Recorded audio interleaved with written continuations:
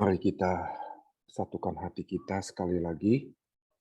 Kita masuk dalam kebenaran firman Tuhan, biar kiranya Roh Kudus berbicara dalam hati kita dimanapun kita berada siang hari ini.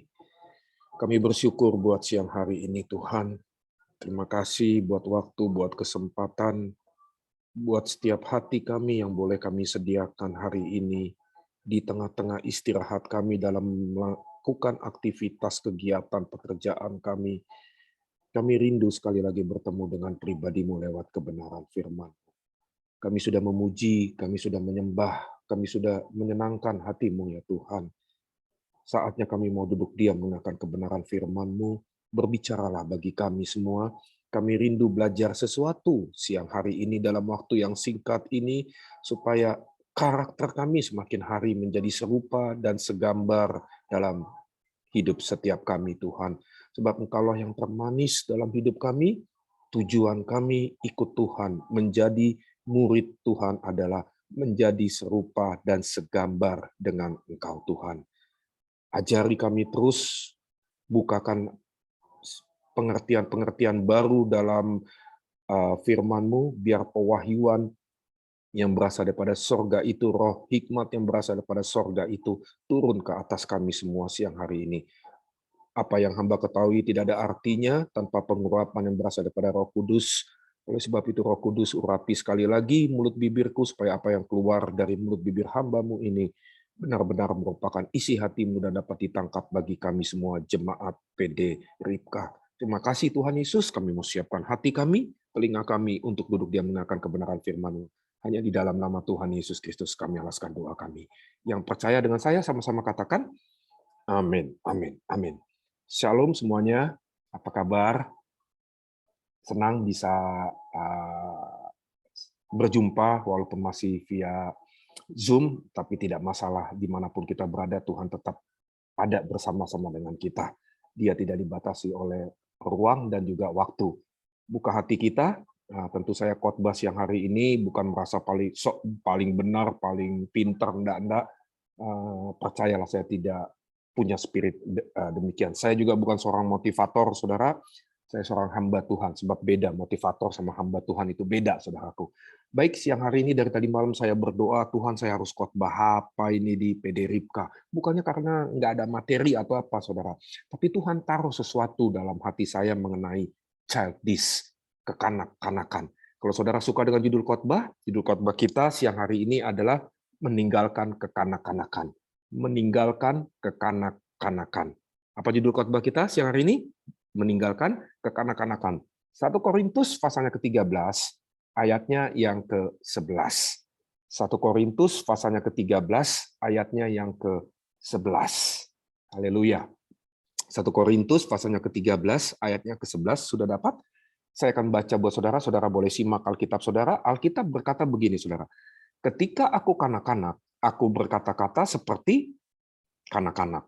Aku merasa seperti kanak-kanak. Aku berpikir seperti kanak-kanak. Sekarang, sesudah aku menjadi dewasa, aku meninggalkan sifat kanak-kanak itu. Sampai di situ dulu pembacaan firman Tuhan. Berbahagialah setiap kita mendengar kebenaran firman Tuhan dan menyimpannya dalam kehidupan sehari-hari. Amin. Bapak, Ibu, Saudaraku yang dikasihi dalam nama Tuhan, seringkali dalam kehidupan kita, setelah kita menjadi dewasa, setelah kita hidup bertobat menerima Tuhan Yesus dalam kehidupan pribadi kita masing-masing, kita menjadi kelihatan dewasa karena usia. Mungkin sudah bekerja seperti saudara-saudara. Mungkin juga kita sudah punya posisi atau jabatan di tempat kita bekerja itu sudah tinggi. Atau mungkin juga kita sudah pelayanan di gereja lokal kita masing-masing. Atau juga kita doakan orang sakit, kemudian orang sakit yang kita doakan itu sembuh. Ada banyak hal yang kita buat dalam Tuhan, tapi tanpa kita sadari, Bapak, Ibu, Saudaraku yang dikasih dalam nama Tuhan, kita masih membawa sifat kekanak-kanakan dalam diri kita. Nah, saya mempelajari Alkitab, Bapak, Ibu, dan saya temukan ternyata kekanak-kanakan itu tidaklah terlalu mudah untuk dihapus atau dihilangkan dalam kehidupan kita, kecuali. Nah, berarti kalau ada kata kecuali berarti ada syaratnya. Kecuali kalau kita memutuskan untuk bertumbuh di dalam Kristus Yesus.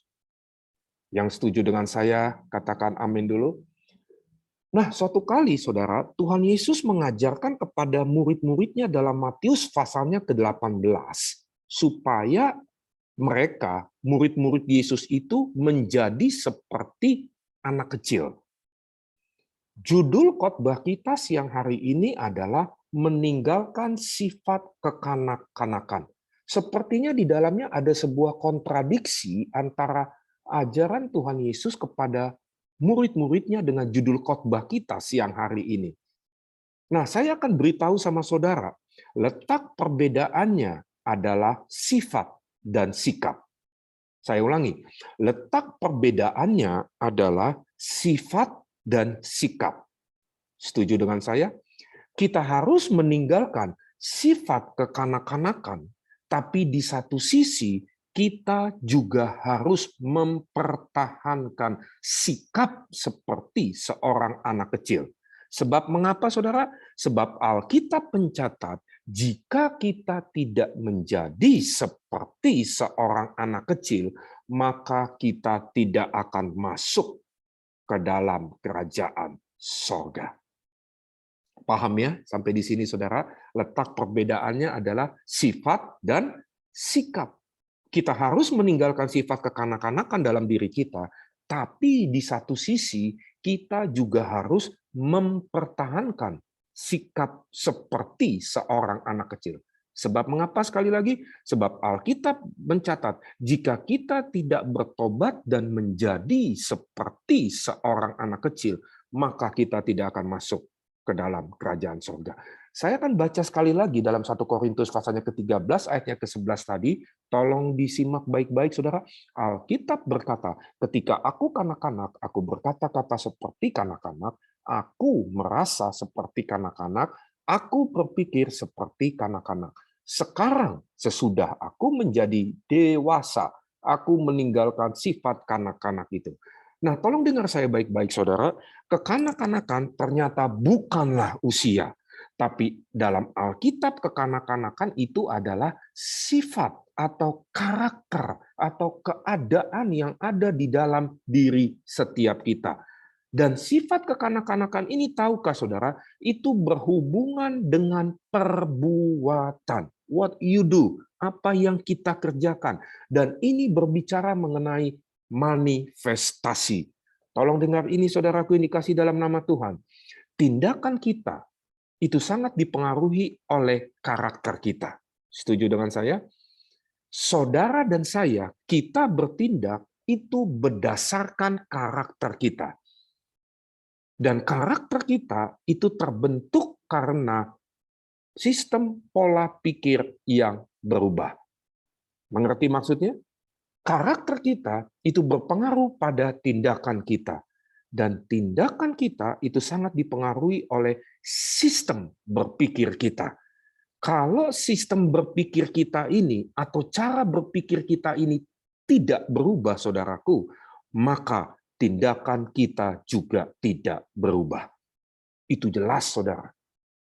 Manusia itu sangat ditentukan dengan apa yang dia pikir. Makanya hati-hati dengan pemikiran kita, hati-hati dengan cara berpikir kita. Tahukah saudara bahwa iblis itu paling senang mengintimidasi kita dari cara berpikir kita? Halo, iblis itu sudah tidak punya power, saudara. Percayalah, iblis sudah tidak punya kuasa. Ketika Yesus mati di atas kayu salib, kemudian bangkit dari antara orang mati, Alkitab mencatat kuasa itu diberikan kepada kita orang percaya untuk menginjak ular dan kalajengking. Yang setuju dengan saya katakan amin lagi.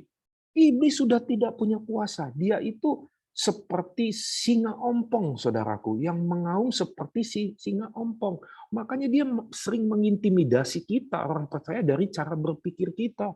Dia berkata, nggak mungkin deh suamimu bertobat, nggak mungkin istrimu sembuh dari sakit penyakit, nggak mungkin deh anakmu lepas dari jeratan narkoba.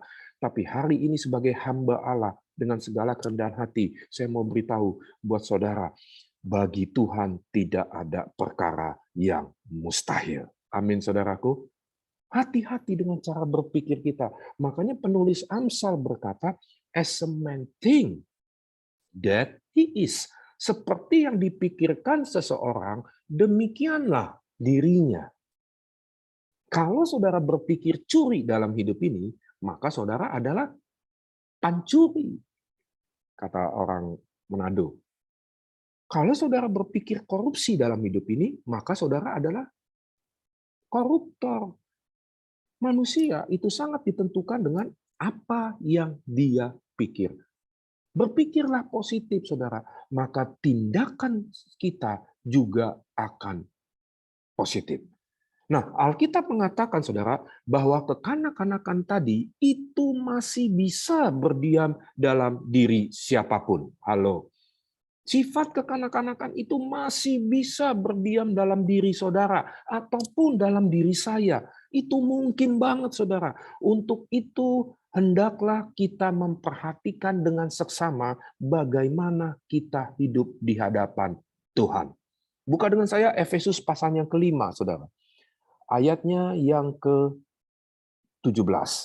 Efesus pasalnya kelima, ayatnya yang ke-17. Saudara diberkati siang ini? Haleluya. Yuk kita kejar apa yang menjadi tujuan Tuhan menciptakan manusia, saudaraku.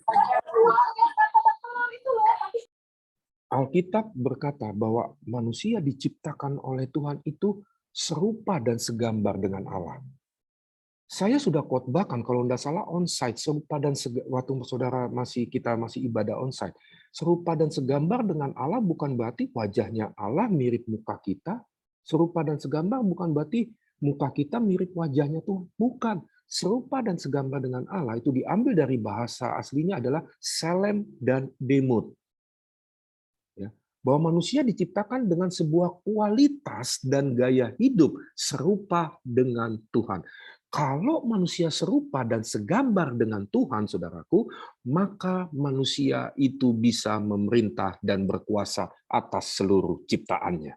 Halo. Manusia itu tidak bisa berkuasa dan memerintah atas seluruh ciptaan Tuhan kalau dia tidak segambar dan serupa dengan Tuhan.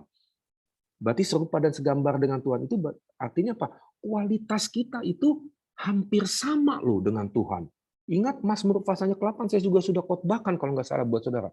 Mazmur pasalnya ke-8 ayat ke-5 dan ayatnya ke-6 berkata, apakah manusia sehingga engkau mengingatnya, apakah anak manusia sehingga engkau mengindahkannya?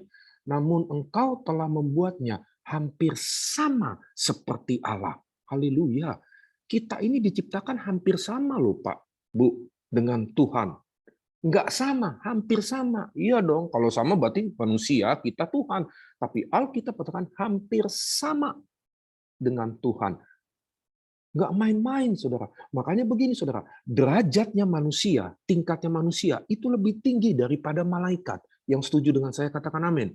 Kenapa saya katakan derajat manusia itu lebih tinggi daripada malaikat? Perhatikan baik. Waktu manusia jatuh dalam dosa, saudaraku, Tuhan tebus manusia. Yesus datang ke dunia untuk menebus manusia, saudara dan saya. Tapi perhatikan baik, waktu malaikat jatuh dalam dosa, saudaraku, Tuhan tidak tebus dia. Bahkan Tuhan lemparkan Lucifer itu, saudaraku, ke dasar lautan. Berarti manusia itu penting di hadapan Tuhan. Makanya menjadi murid Yesus bukan cuma cari berkat, bukan cuma cari mujizat, bukan cuma cari kesembuhan.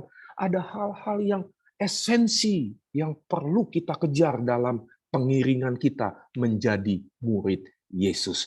Tahukah saudara, Alkitab berkata, kita akan menjadi sama seperti yang kita sembah. Haleluya. Waktu saya mengerti kebenaran ini, saudaraku, ini kasih dalam nama Tuhan, saya ubah khotbah-khotbah saya. Kalau kita mengerti tujuan dari penebusan, saudaraku, maka kita tidak akan asal-asalan dalam hidup ini. Yuk kita buka. Nah, itu cuma intermezzo supaya saudara mengerti bahwa kita punya tugas tanggung jawab setelah kita diselamatkan. What next? Apa berikutnya setelah kita diselamatkan? Makanya tujuan keselamatan itu bukan cuma sekedar masuk surga, saudaraku. Saya ulangi, mohon maaf. Tujuan keselamatan bukan cuma sekedar masuk surga. Kalau tujuan Tuhan menebus dosa manusia cuma sekedar supaya masuk surga, saudara, Waktu pertama kali kita dibaptis, saudaraku, ya mungkin kalau cuma surga doang, mungkin kita dibenamkan itu mungkin 15 menit atau 20 menit, kan langsung berangkat ke surga, saudaraku. Ya. Kalau pertanyaannya cuma surga, kenapa kita masih ada sampai dengan hari ini? Kenapa saya harus masih melanjutkan kehidupan saya? Jadi sekali lagi, saudara, ternyata ada tujuan Tuhan yang lebih dahsyat lagi di dalam menyelamatkan setiap kita. Yuk, Efesus pasalnya kelima, ayat ke-17, saya baca buat saudara. Alkitab berkata, sebab itu janganlah kamu bodoh, tetapi usahakanlah supaya kamu mengerti, apa saudara? Kehendak Tuhan. Saya lihat dalam terjemahan aslinya, saudaraku, kata bodoh di sana, istilah bodoh di sana, itu punya pengertian orang yang seperti kanak-kanak. Orang yang tidak memiliki banyak pengetahuan untuk mengendalikan bagaimana dia bertindak. Kalau cara berpikir kita seperti kanak-kanak, saudaraku, Alkitab katakan, maka tindakan kita juga seperti kanak-kanak. Hati-hati dengan pikiran kita, saudaraku. Makanya tiap hari kita penting untuk bersekutu dengan Tuhan, memiliki hubungan pribadi dengan Tuhan, membaca firman, supaya apa? Supaya pikiran kita itu dikuasai firman. Nah, saya ingin menarik kesimpulan dari ayat-ayat yang sudah kita baca, saudaraku. Sekalipun secara fisik ia dewasa atau mature dalam bahasa Inggrisnya, tapi mungkin secara sifat ia masih kanak-kanak dan ia masih merasa seperti anak-anak. Alkitab mencatat, berkata-kata seperti kanak-kanak, berpikir seperti kanak-kanak, maka otomatis tindakannya pun masih seperti kanak-kanak. Nah, saya akan tunjukkan kepada saudara, ada 3 daerah atau area dalam kehidupan kita di mana sifat kekanak-kanakan kita sering sekali muncul. Nah, tujuan Tuhan menunjukkan sifat kekanak-kanakannya dalam hidup kita. Tolong dengar saya, saudaraku, ini kasih dalam nama Tuhan. Tujuan Tuhan menunjukkan sifat kekanak-kanakan dalam diri kita. Tuhan berniat kita menyelesaikannya. Yuk, buka dengan saya 1 Korintus pasal ke-13, konsentrasi saya tadi ayat yang ke-11C. Ini ayat powerful banget loh, saudara. Saya temukan kebenaran ini, saya terkagum sama Tuhan. Dahsyat banget Tuhan kita itu, saudaraku. 1 Korintus pasal yang ke-13, ayat yang ke-11C. Konsentrasi saya.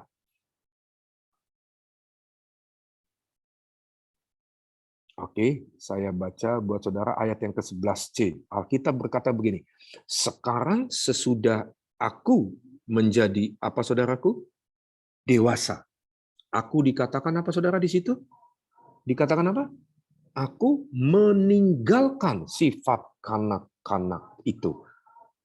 Saudara, saya lihat dalam terjemahan aslinya, kata meninggalkan di sana itu diambil dari bahasa Yunaninya adalah katargeo.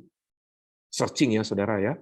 Kata meninggalkan di sana itu diambil dari bahasa Yunaninya adalah katargeo, yang punya pengertian aku mematikan atau aku membinasakan sifat kekanak-kanakan tadi supaya sifat kekanak-kanakan itu tidak menguasai aku lagi. Itu arti dari katargeo. Bahasa aslinya, kata meninggalkan adalah katargeo. Sebenarnya, saudara, saya bukan kurang setuju ya. Bagi saya kurang cocok ini kata meninggalkan ini. Dalam bahasa Inggrisnya, saudara, bukan dipakai kata destroy, yang punya pengertian menghancurkan. Ya. Sebab kenapa saya bilang saya bukan tidak setuju, tidak cocok lah bagi saya kata meninggalkan. Karena gini, saudara, kalau meninggalkan itu, berarti di lain waktu nanti kita bisa kembali lagi ke tempat yang sudah kita tinggalkan. Makanya mohon maaf, saya bukannya bilang saya tidak setuju dengan terjemahan LAI, saudaraku. Tahukah saudara, Alkitab yang paling dekat terjemahan dengan bahasa aslinya itu adalah bahasa Inggris. Berbahagialah saudara yang bisa berbahasa Inggris. Nah, kata meninggalkan di sana dalam bahasa Yunaninya adalah punya pengertian aku membinasakan, aku mematikan sifat kekanak-kanakan itu supaya sifat kekanak-kanakan itu tidak menguasai aku lagi. Nah, kalau hari ini, siang hari ini, kita memutuskan untuk meninggalkan sifat kekanak-kanakan dalam diri kita, butuh sebuah keputusan dalam diri kita. Butuh sebuah komitmen, Pak, Bu, yang kuat dengan Tuhan kalau kita mau meninggalkan sifat kekanak-kanakan kita. Butuh suatu usaha yang keras dari dalam diri kita. Butuh sebuah sifat yang ingin dibentuk atau diubahkan oleh Tuhan kalau saudara dan saya memutuskan untuk meninggalkan sifat kekanak-kanakan dalam diri kita. Dengar ini saudara, kalau kita masih cuek bahasa Indonesianya apa ya saudara? Cuek itu bukan bahasa Indonesia loh ternyata, tapi kita sudah mengindonesiakan kata cuek. Ya. Kalau kita masih acuh, tidak peduli terhadap sifat kekanak-kanakan dalam diri kita. Dengar ini saudaraku, sejak gereja mula-mula, yang menyebabkan gereja terpecah terjadi terbanyak adalah sifat kekanak-kanakan dari anggota jemaatnya. Beda sedikit saudaraku, langsung keluar, langsung pecah, buka tempat lain. Dan saya pikir ini adalah sifat kekanak-kanakan. Ciri orang dewasa itu bisa menerima perbedaan. Di dalamnya ada perbedaan, tetapi dia masih bisa berjalan dalam kesatuan. Kalau anak-anak nggak bisa, mesti seragam, saudaraku. Mesti semua. Nah, itu sifat kekanak-kanakan. Nah, yang menjadi pertanyaan saudara siang hari ini, mengapa saya memilih berkhotbah seperti ini buat saudara? Ini penting juga, saudaraku. Sebab saya tahu sekarang ini Allah tengah membuat lawatan yang begitu dahsyat kepada jemaatnya. Saya juga tidak bisa pungkiri bahwa sekarang ini Allah tengah membuat lawatan-lawatan yang begitu dahsyat, di mana pekerjaan Roh Kudus yang begitu dahsyat, yang super power terjadi di mana-mana. Tetapi jemaatnya lah sendiri, kitanya lah sendiri yang tidak bisa contain dengan apa yang Allah tengah kerjakan karena sifat kekanak-kanakan dalam diri kita. Dengar ini Pak, Bu, kita gagal menerima pergerakan Allah yang lebih dahsyat lagi dalam hidup ini. Karena di dalam diri kita masih terdapat sifat kekanak-kanakan. Kita gagal menerima pewahyuan yang Tuhan akan berikan dalam hidup kita karena sifat kekanak-kanakan dalam diri kita. Nah, nanti next, saya akan tunjukkan kepada saudara, ada 3 area, 3 daerah loh dalam kehidupan kita, di mana sifat kekanak-kanakan kita sering banget muncul, sering sekali muncul. Dan ini perlu untuk kita selesaikan, kita tinggalkan. Halo, tahukah saudara, kekanak-kanakan itu tidaklah berhubungan dengan usia.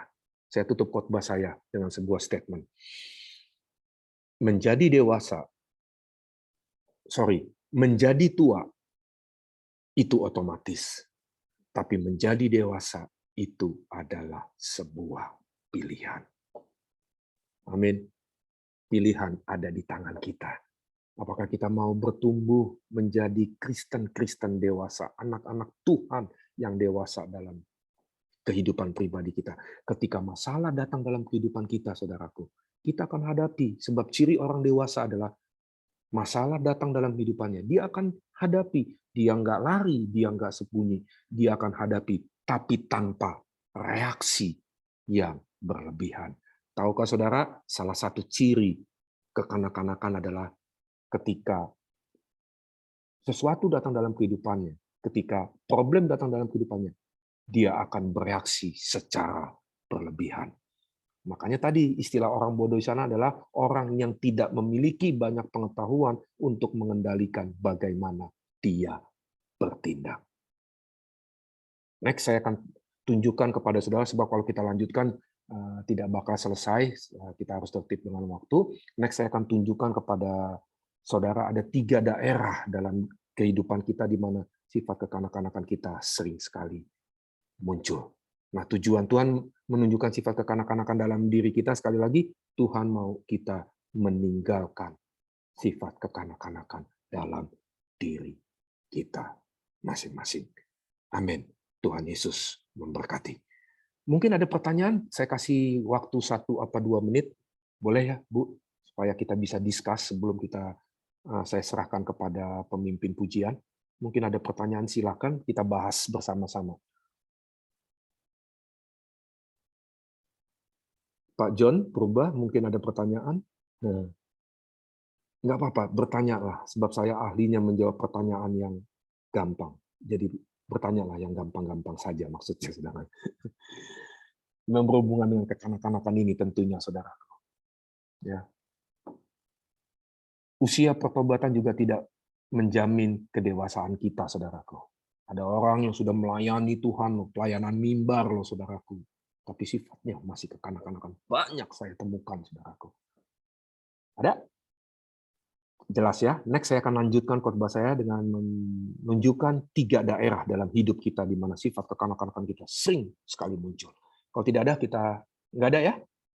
Oke, kita tundukkan kepala di hadapan Tuhan, kita berdoa. Nanti saya serahkan kepada worship leader. Kita berdoa. Kembali kami datang dalam hadirat Tuhan siang hari ini. Terima kasih Tuhan, kami sudah belajar sesuatu bahwa tugas kami adalah kami bertumbuh menjadi anak-anak Tuhan yang dewasa di dalam Kristus. Sehingga tindakan kami, sikap kami, reaksi kami pun akan benar di dalam menghadapi persoalan-persoalan, masalah-masalah yang Tuhan izinkan terjadi datang dalam kehidupan setiap kami. Terima kasih Tuhan buat siang hari ini, materaikan firman-Mu di dalam hati, loh hati kami yang paling dalam, supaya kami bertumbuh menjadi anak-anak Tuhan yang dewasa dalam karakter kami Tuhan. Sehingga pada waktu Engkau datang pada kali yang kedua, Engkau menjumpai kami mempelai-mu Tuhan, kami dewasa di dalam Tuhan. Terima kasih Tuhan Yesus, di dalam nama Tuhan Yesus kami alaskan doa kami. Yang percaya dengan saya, sama-sama katakan amin. Amin. Saya serahkan kembali.